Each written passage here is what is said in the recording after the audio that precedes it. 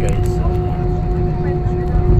safe touchdown or safe landing dito sa Manila International Airport.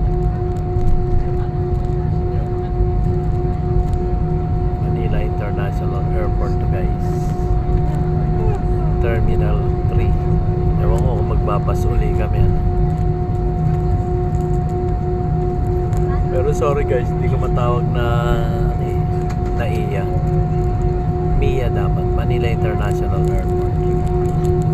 Pinalitan lang nila eh. Ewan ko sino nag-decide na palitan yung pangalang Manila International Airport going to NAIA. Ewan ko.